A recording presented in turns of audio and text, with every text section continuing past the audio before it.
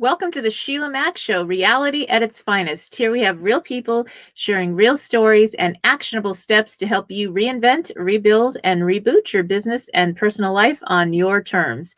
I'm your host, Sheila Mack, and today we have special guest Jay from Choose Your Struggle.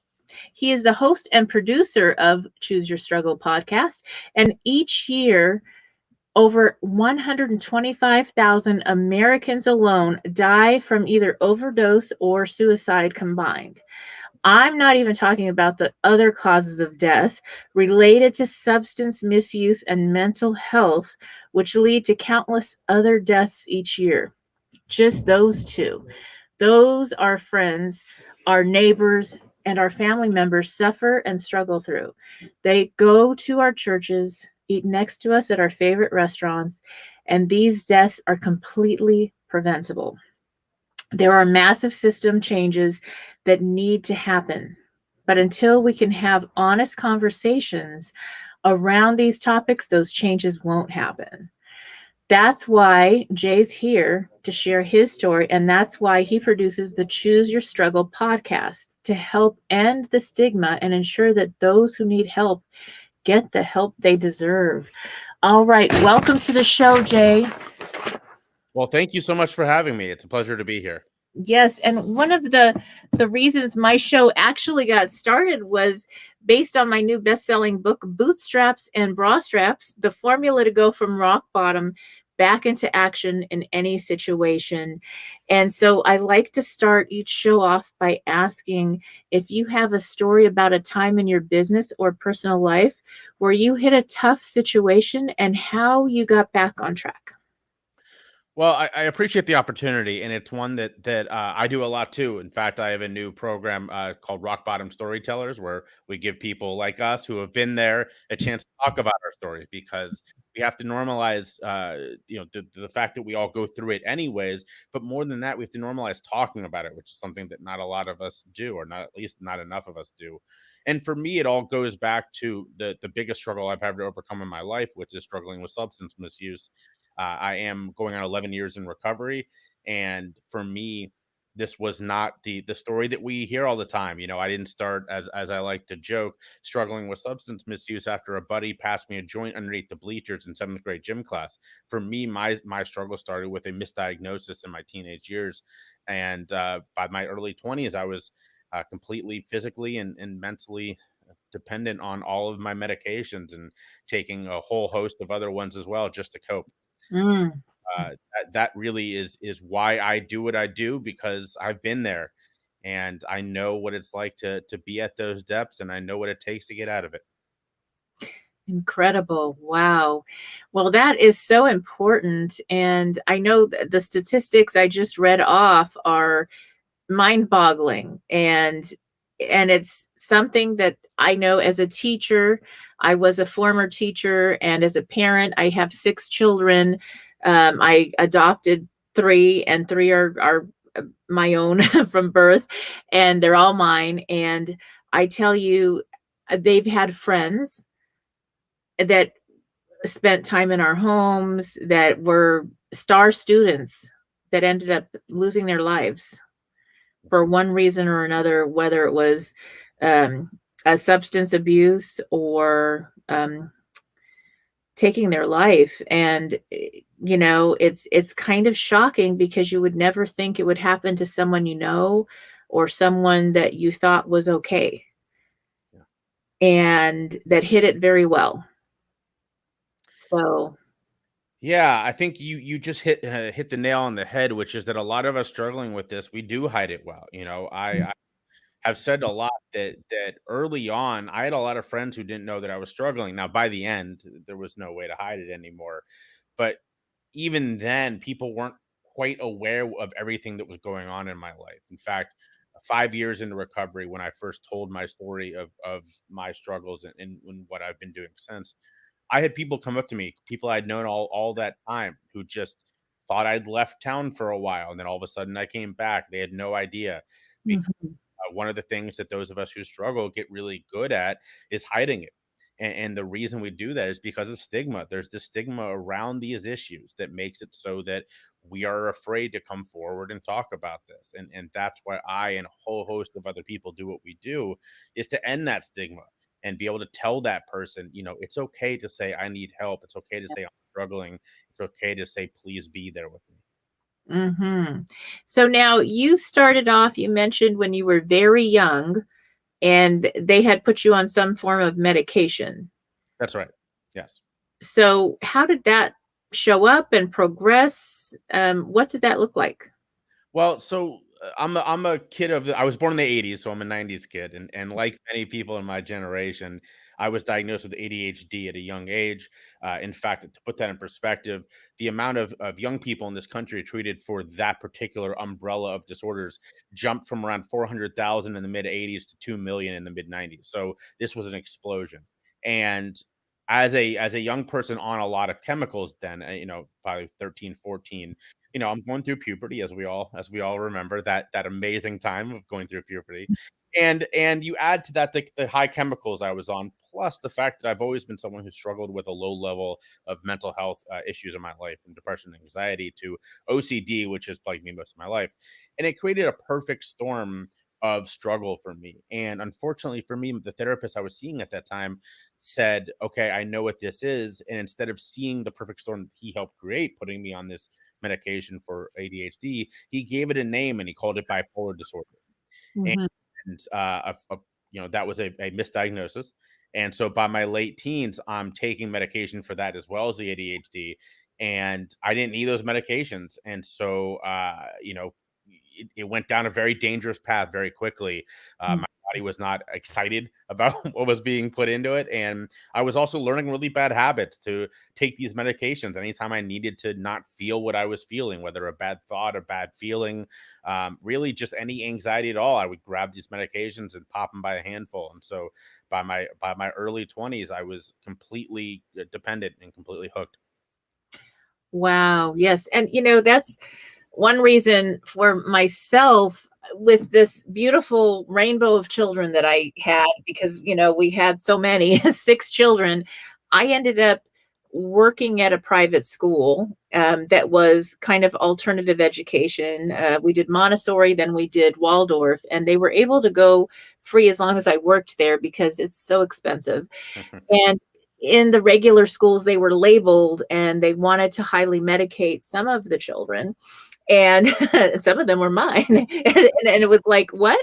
And we actually went to um, a special clinic that helps get children off of medication. One of the children that came to us at a certain age was on medication when he showed up, and we were able to get him off medication. There was vitamin therapy, change in diet, Hmm. and we changed schools.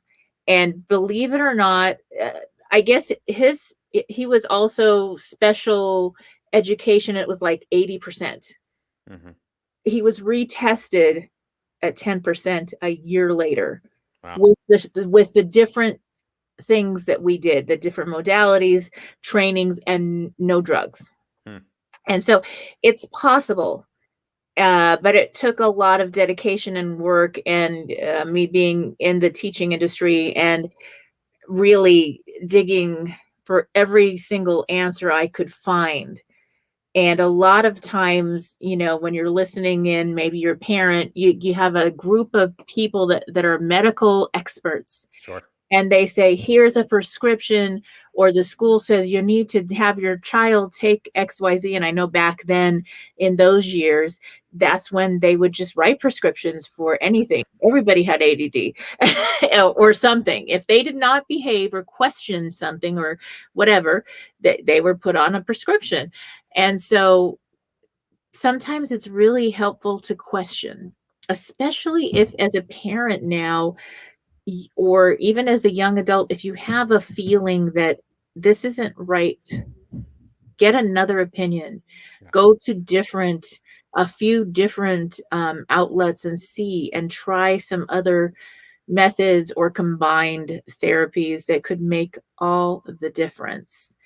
It could change your life, and you don't go down that road of getting into an addiction with drugs that weren't even necessary for something that didn't even exist for you, really.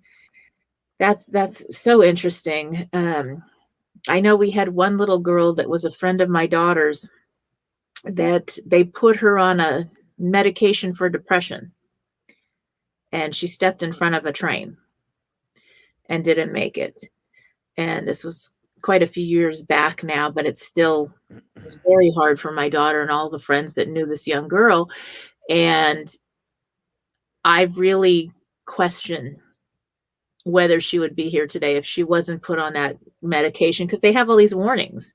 Mhm. It could cause um, strange reactions or suicidal tendencies, or somebody to really act out in a different way. So really, if your doctor changes the medication on a spouse, a loved one, a child, and you're going with that, you got to really, really watch them closely. Well, you make a lot of great points in there. Number one, the point to get a second opinion is incredibly accurate, and I got to applaud you. I do a lot of these, and not a lot of people make that ask, and I want to second that because I do every time I speak. I use the example of my aunt is currently fighting through cancer, and every step of the way, she's gotten third, fourth, fifth opinions, and because of that, she's gotten the best treatment possible. And yet, when I was told that I had the equivalent Mhm. bipolar disorder at a young age, we said okay, and we believed them. Now, I don't fault my parents for that. This was a medical professional telling me I had that. Now I tell people all the time, get a second opinion. Say, Mhm. wow, that's a really heavy thing to label me with. I'm gonna go get someone else's opinion on this, and then I'll come back and we'll work through that. There's nothing wrong with that. In fact, that's a positive. So that's number one. Thank you for making that point.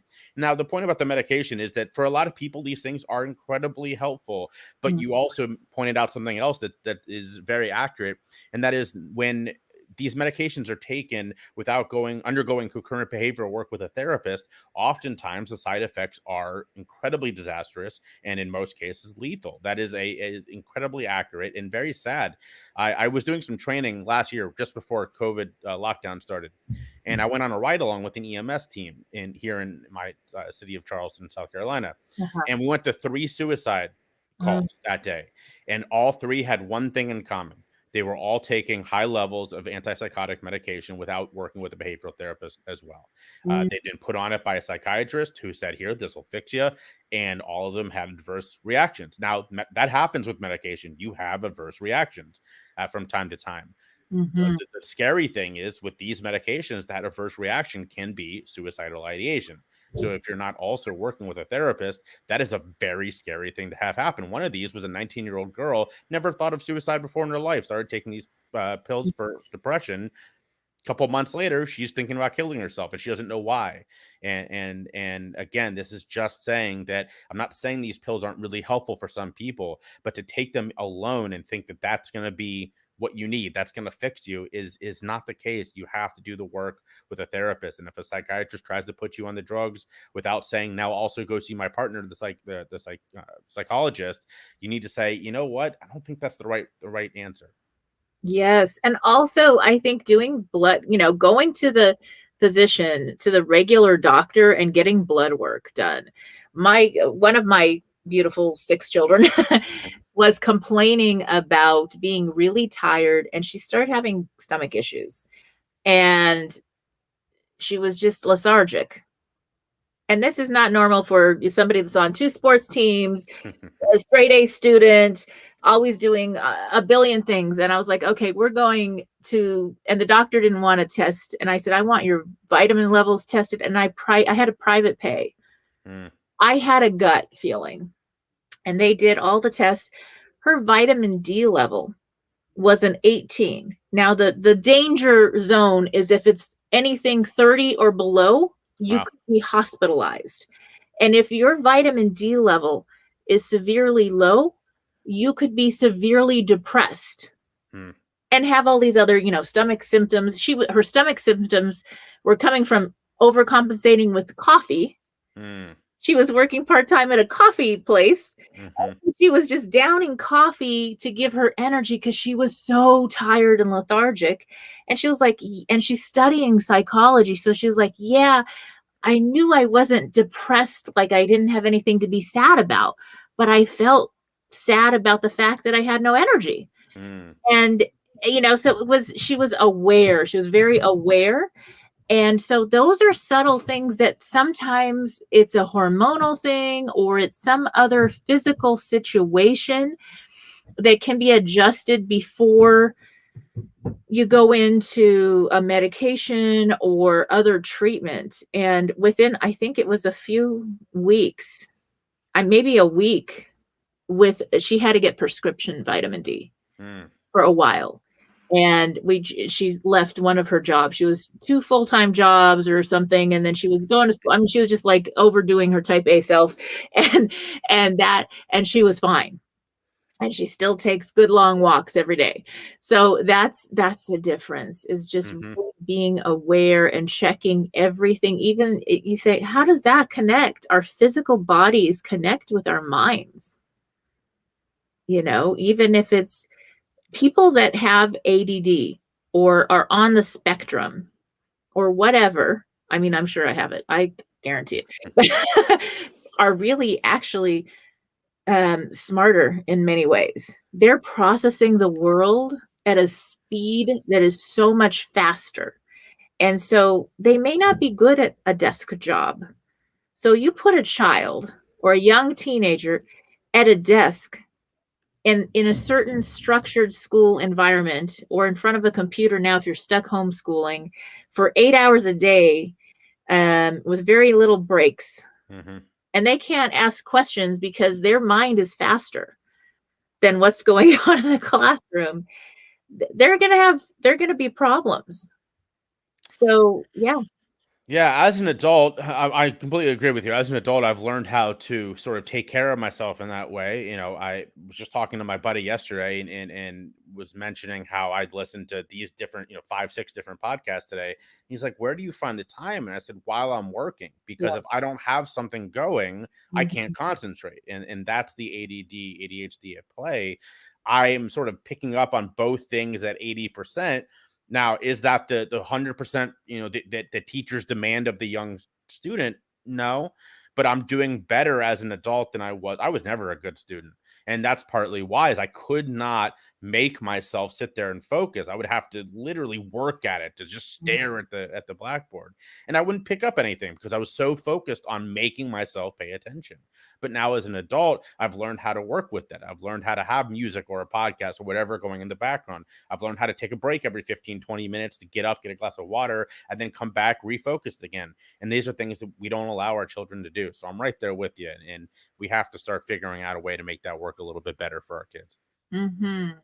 Now, what is your experience? You went from these prescription drugs to then did you graduate to street drugs per se, or how did that work in your life? Well, that's a wonderful question. Got to a point where I was taking a lot of other what you would call street drugs, and I was doing that as medicine. So, perfect example, my body and my mind felt so horrible from all these prescriptions I was on that the only thing that made me feel better was cannabis. So, I was smoking a lot of weed. And when I wanted to get out of my head because it was a terrible place to be at that time and my life was not one that I was happy with, I would take psilocybin or magic mushrooms to Mm, experience something else. And because when I was tripping, I wasn't me. I wasn't this sort of torture that I was living through. So yes, I mean there was a lot of other drugs that came into play as well, but really interestingly enough, those to me were the ways I was coping. Those were my sort of I was taking them medicinally.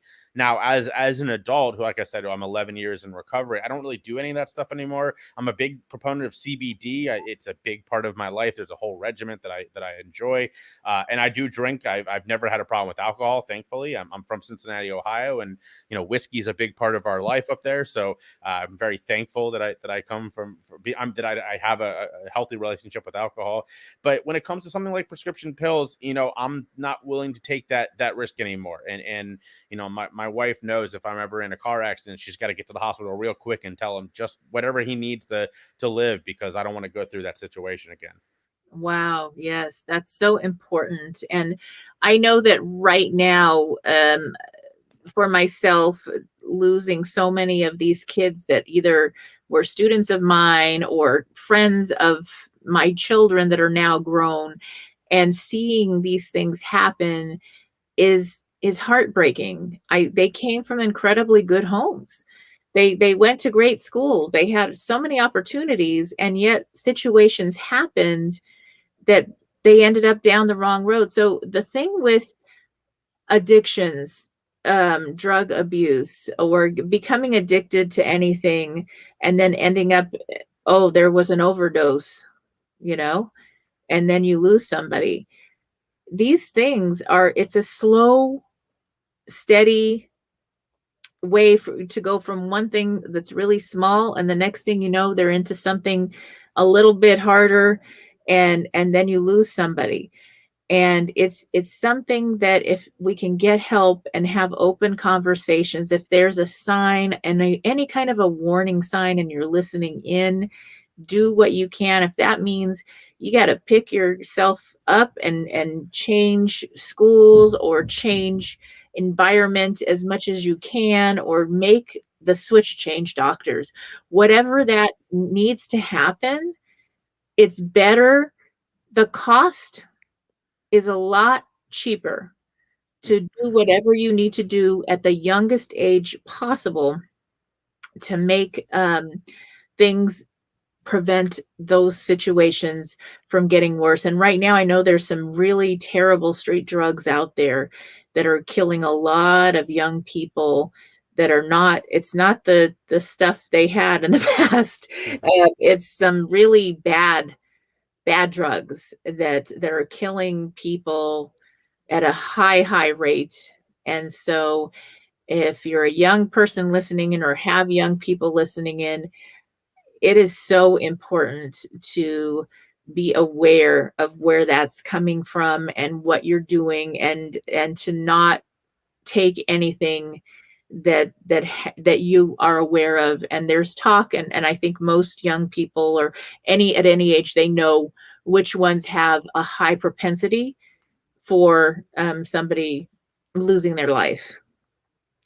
Well, I think the most important thing that you hit the nail on the head in there was just having the conversation, reaching out. There's a saying, those of us who do this work, that we'd rather spend 2 hours talking to you today than 2 hours at your funeral tomorrow. And Mhm. I know from being there that it does not feel like you can reach out and talk to anybody. I thought that way. And of course I was wrong, because we're always wrong. You know, we again, that stigma is real. I get it. I waited 5 years in recovery to talk about it because I was terrified of that stigma. But if you are struggling, know that there is somebody in your life who will listen. And I say this everywhere that I appear. If you truly do not believe that there's anybody in your life, reach out to me. You can find me at my website, jshifman.com. Send me a message. Find me on social media. I've had people reach out on Instagram like, hey, you're that guy who will just talk to people, right? Can I ask you a question? 100%. I'm here. Let's have a conversation, because it's so important. We just can't allow these conversations to not happen anymore. So those of us who do this, we're just saying, hey, that those days are over. We're here to have the conversation now. Yes. And, one thing I share on almost every show is 211. I don't know if you're aware of the Mhm. 211. I think about 60% of the people I ask, they're like, what's that? And we've never needed resources like we have in the last 12 months.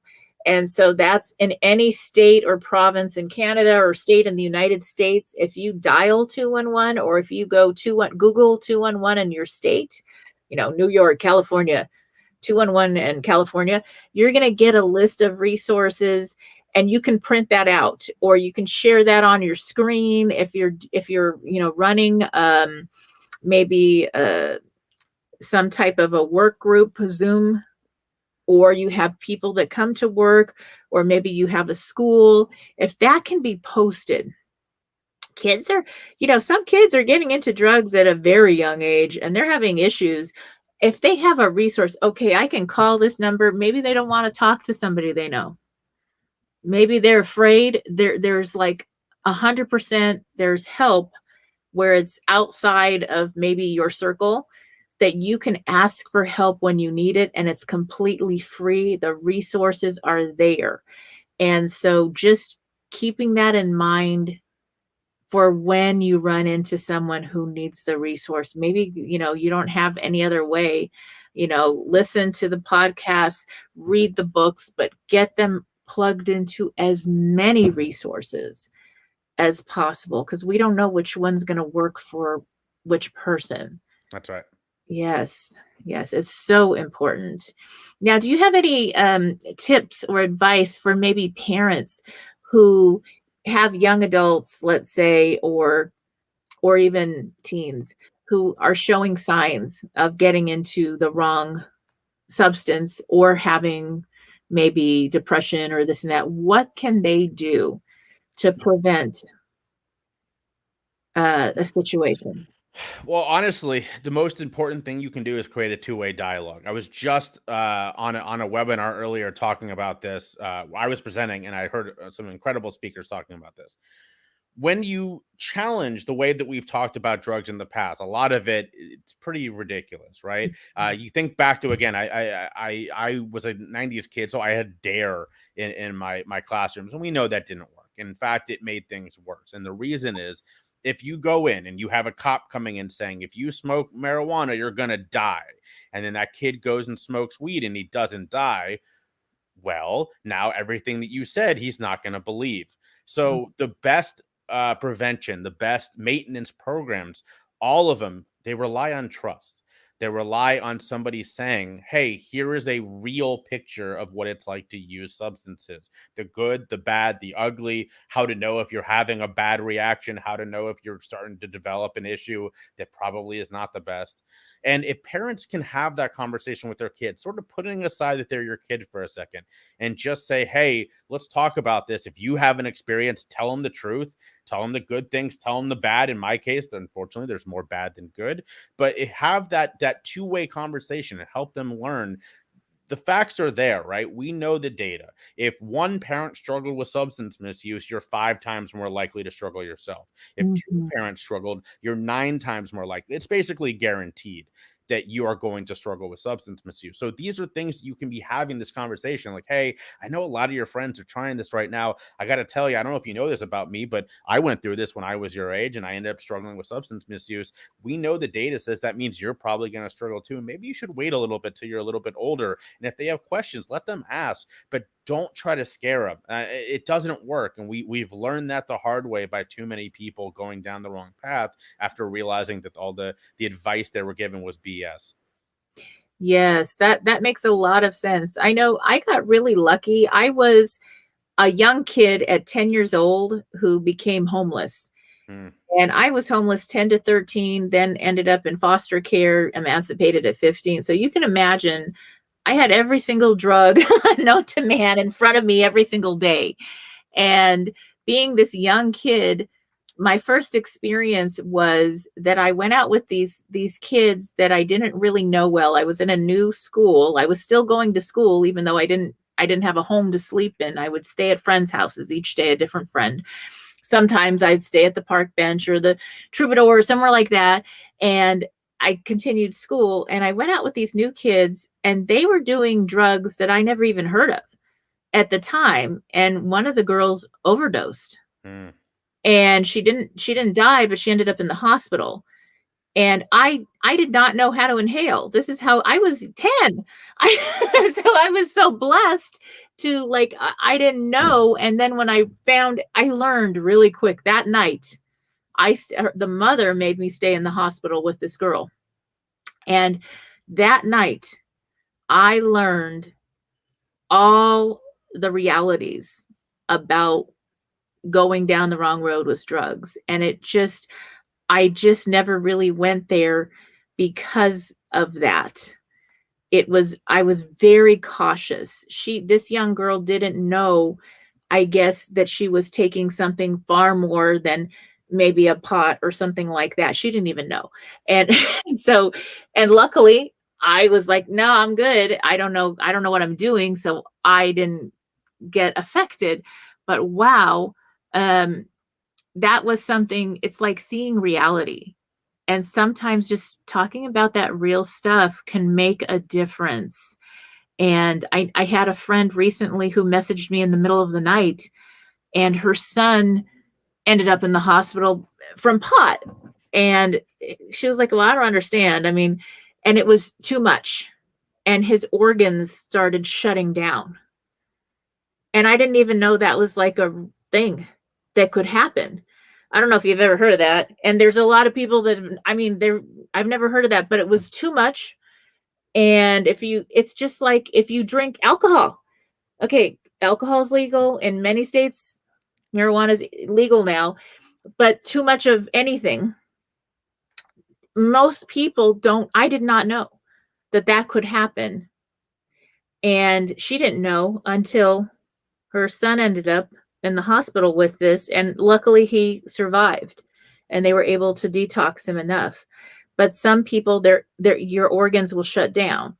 So just knowing, and some people don't know, if you drink too much, it could actually kill you, like literally that night.